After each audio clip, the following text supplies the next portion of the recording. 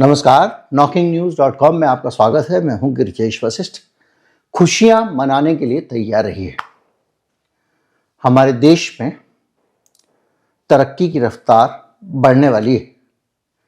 अखबार में हेडलाइन छपेगी कि देश की अर्थव्यवस्था में जबरदस्त सुधार दिखाई दे रहा है और लगातार निरंतर हर साल के आंकड़े आपको खुश करने वाले आएंगे। दुनिया को दिखाने के लिए भी हमारे पास में आंकड़े होंगे और हम ये कह पाएंगे कि हम देखिए 5 ट्रिलियन की इकोनॉमी बनने की तरफ तेजी से बढ़ना शुरू हो गए। हम कह पाएंगे हम तीसरी अर्थव्यवस्था हो गए या दूसरी अर्थव्यवस्था हो गए। जो कुछ हमको कहना है वो हम कह पाएंगे क्योंकि हमारे पास आंकड़े होंगे। भारत के पास ऐसे आंकड़े होंगे जिनकी दम पे उसकी तरक्की रॉकेट की तरह दिखाई देगी। ये करने का सरकार ने एक बढ़िया जुगाड़ किया है। आप अपनी हाइट नहीं बढ़ा सकते हो तो ईंट के ऊपर खड़े हो जाओ। कम से कम हाइट नापते समय आप कह पाओगे। आप अपना डोला नहीं नाप सकते हो तो इंची टेप छोटा वाला ले आओ, उसको आगे से काट दो 1 इंची, कहोगे भाई देखो हो गया 16.5 का। तो ये करने का जुगाड़ सरकार भी करती है और कम से कम ये वाली सरकार तो इसमें एक्सपर्ट हो गई है। सरकार ने एक नया तरीका निकाला है और उस तरीके से ये 1 मीटर के इंची टेप को 90 सेंटीमीटर का करने जा रही है। जी हां, यानी 9 मीटर का माल अब 10 मीटर का माना जाएगा। कैसे, इसको समझते हैं हम सरल तरीके से। सरकार बदल रही है देश के जीडीपी के बेस ईयर को, यानी मूल वर्ष, जहां पे जिससे तुलना करके जीडीपी के आंकड़े निकलेंगे। अभी इसी सरकार ने, मोदी जी ने आके 2015 में बेस ईयर बदला था और बेस ईयर बदले पे इसकी बहुत ज्यादा आलोचना हुई थी और ये माना गया था और ये कहा गया था कि ये सरकार अपने खराब जीडीपी के आंकड़े को बेहतर दिखाने के लिए इसने इंची टेपी छोटा कर दिया, नीचे ईंट लगा दी ताकि इसकी हाइट ज्यादा दिखाई दे। यानी इसने बेस ईयर बदल दिया। जिस साल से तुलना करनी है वो अपनी चॉइस का रख दिया। जब पुराना वाला जो आपका फोटो हो जिसमें आप सबसे ज्यादा मोटे हो, उस फोटो के बगल में आप वर्तमान वाला फोटो लगा दो, फुल देखो मैंने वेट लॉस किया है। इसी तरह से सरकार ने किया। अब सरकार उससे तो ज्यादा कमाल कर नहीं पाई, फिर से बेस ईयर बदलने जा रही है। जी हां, 15 में बदला था, अब फिर बदलने जा रही है। अब इसका इरादा जो है ना बड़ा टेढ़ा है। दिखने में सरकार कह रही है देखो बेस ईयर बदलना इसलिए जरूरी होता है, बहुत सारे नए सेक्टर आ गए हैं, जीडीपी इंट्रोड्यूस हुई तो उसके कारण चीजों में बदलाव हुआ, आंकड़े सही नहीं आ पाते हैं, वगैरह वगैरह। तो सरकार को ही कहा गया भाई ठीक है, जीडीपी आ गई, ठीक से सब कुछ हो गया, तो 2018 का ले लो रेफरेंस, 18 से नाप लो। अब सरकार 18 से नापने जा रही है, तब तो अर्थव्यवस्था की हालत गड़बड़ी थी। सब तरफ अफरा तफरी फैली हुई थी, जीडीपी के परिणाम दुष्परिणाम भी आ चुके थे। तो सरकार कह रही नहीं वो वाला साल तो ठीक नहीं रहेगा। अब सरकार के मन ही मन में लड्डू फूट रहा है, उस साल को वो जाना नहीं चाह रही। उसके दिमाग में एक साल चल रहा है। कौन सा साल? वो साल जिसमें हिंदुस्तान में सब कुछ बंद था।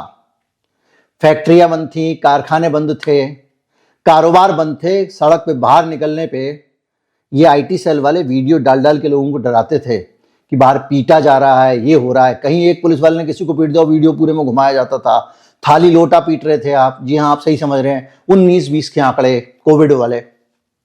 सरकार कोविड वाले दौर को, 19-20 को, जो सबसे एबनॉर्मल डाटा है, सदी का सबसे एबनॉर्मल डाटा है, उसको बेस ईयर बनाने का प्रस्ताव कर रही है। अब आप मुझे बताइए कि कोविड वाले साल के मुकाबले तो हर साल की जीडीपी बढ़ी दिखेगी और कोविड से एक रिकवरी मोड भी चल रहा है। तो जो रिकवरी मोड चलता जाएगा तो धीरे धीरे ऊपर जाएगा सब कुछ। तो सरकार कहेगी देखो हमारे राज्य में कितनी तरक्की हुई, और ये करके सरकार आंकड़ों को सुधार रही है और इन्हीं आंकड़ों के आधार पर वो दुनिया भर में डंका पीटने की बात करेगी। इसी आंकड़ों के आधार पर वो अर्थशास्त्रियों का मुंह बंद करेगी। और जब आंकड़े हैं तो आदमी आंकड़ों का मुकाबला आंकड़े से ही तो करेगा ना। तो आंकड़ा आपका हो या मेरा हो, नापना तो उसी आंकड़े से पड़ेगा, 90 सेंटीमीटर वाले इंची टेप से। अब हालत यह है कि जो 19-20 का ये बेस ईयर बनाएंगे, ये कोविड वाला साल था। कई सेक्टरों में उत्पादन धीमा चल रहा था। 20-21 और 21-22 में उत्पादन बुरी तरह गिर गया था, यानी बेस ईयर बहुत नीचे है। अब अगर 24-25 को बेस ईयर बनाने वाले हैं, मैं तुलना करेंगे 19-20 से, तो ग्रोथ ही ग्रोथ दिखाई देगी। मोदी जी का डंका बच जाएगा। और ये अगर देखें तो भारत का जो बिगड़ा हुआ आधार होगा, उससे तेज उछाल दिखाई देगा अर्थव्यवस्था में। अब आप जो है आराम से जब जाएंगे लोगों के सामने, अब आप इतने आंकड़ों को तो केयरफुली देखेंगे नहीं। वो आईटी सेल वाला आपके व्हाट्सएप ग्रुप में डालेगा, देखो अर्थव्यवस्था का उछाल आ गया, देखो विश्वगुरु, देखो इससे पहले कभी ऐसा हुआ था। और हालत यह है कि एक नॉमिनल जीडीपी जो होती है उसको बढ़ा के एकदम 5 ट्रिलियन टाइप के आंकड़े देना ये शुरू कर देंगे। कैसे? महंगाई प्लस उत्पादन को जोड़ के, और इसको जोड़ देते हैं और बेस ईयर भी नीचे है, तो आपकी जीडीपी आसमान में दिखाई देने लगती है। और इस तरह से चीजों को पूरा बदल दिया जाता है। सरकार सिर्फ इसी आंकड़े को नहीं बदल रही है, सरकार ने और भी आंकड़े बदलने का प्लान किया है, इसको तो दोबारा बदल रही है। महंगाई के आंकड़े भी आपको बहुत बेवकूफ बनाया जा रहा है तरीके से, मतलब मुझे, या वो खुद को ही बना रहे हैं। मुझे आपको बेवकूफ वो कम बना रहे हैं कि हमारे आपको तो चलो हेडलाइन में बेवकूफ बना लेंगे, लेकिन वो जो योजना बनाते हैं जब वही गलत आंकड़ों के आधार पर बनाएंगे, मतलब आप सोचो कि आप अपना पर्चा देने जा रहे हो स्कूल में खुद ही, और पूर्णांक कर लोगे 40, या आप शुगर के पेशेंट हो और नॉर्मल शुगर कर दोगे, मेरी जो ऊपर वाली कर दोगे एकदम बढ़ा के 20-20 पॉइंट, तो तुम ही डायबिटीज से मरोगे ना भाई। तुम कहोगे मेरी शुगर तो कंट्रोल है, लेकिन होगी नहीं ना कंट्रोल भाई।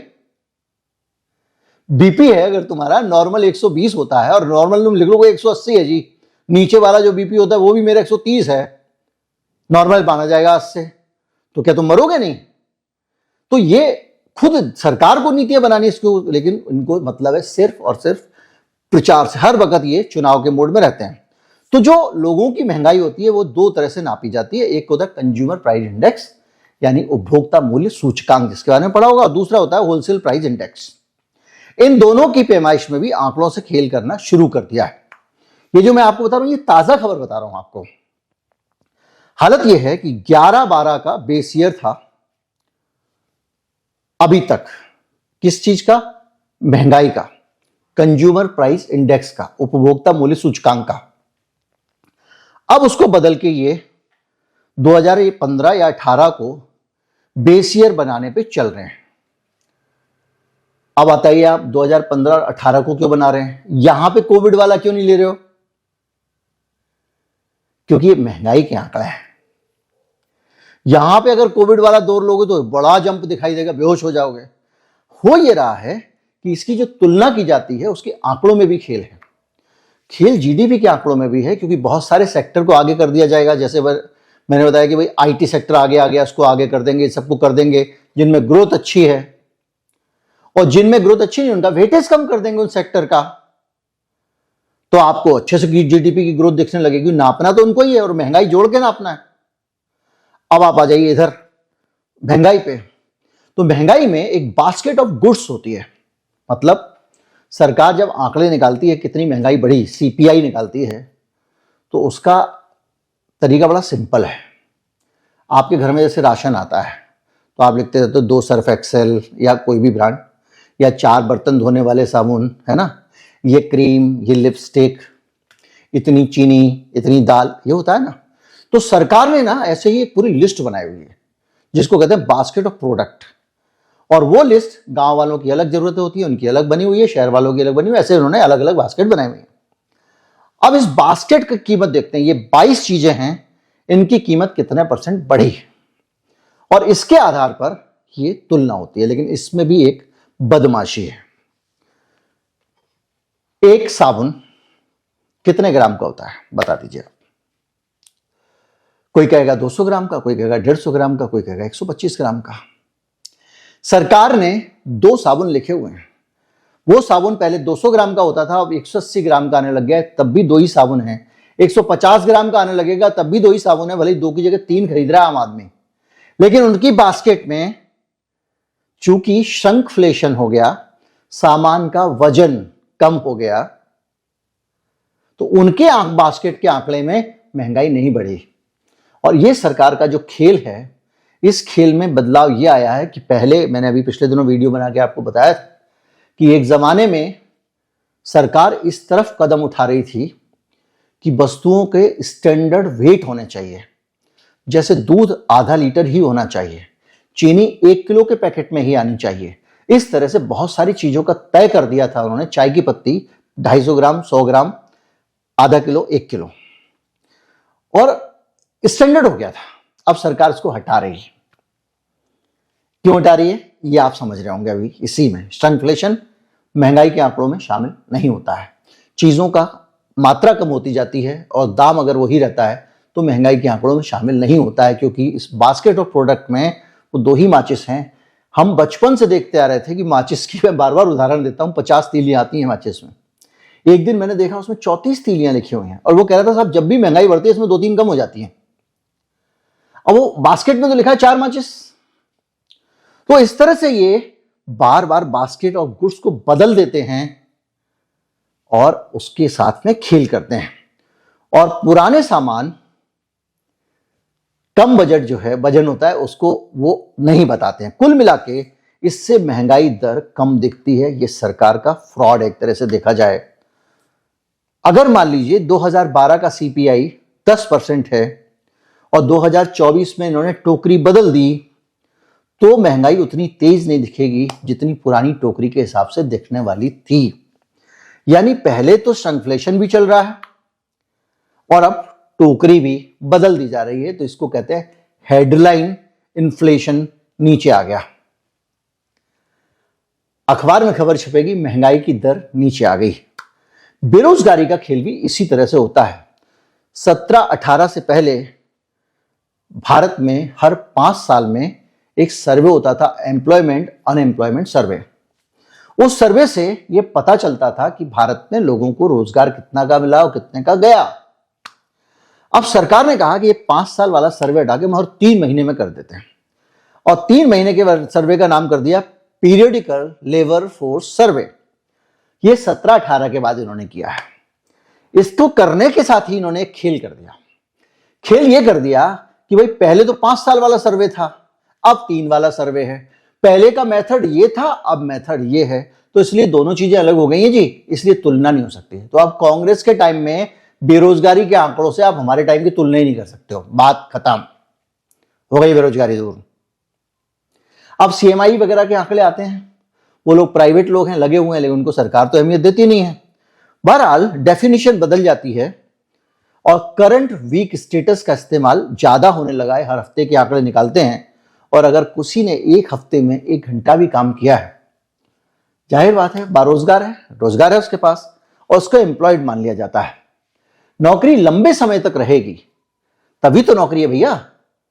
लेकिन ये जो वीक है ना, नौकरी का हफ्ता, ये अमेरिकी तरीका है। वहां पे किसी की नौकरी परमानेंट तो होती नहीं है, हफ्तों में लोग रखते हैं अपने यहाँ काम के लिए। स्टोर पे जाओगे, 1 वीक के इतने पैसे दूंगा, आजा भैया मेरे यहाँ पे, फिर वहां पे आप काम करते हो, सामान आपको तो काम दे दिया जाता है। अमेरिका में यही होता है।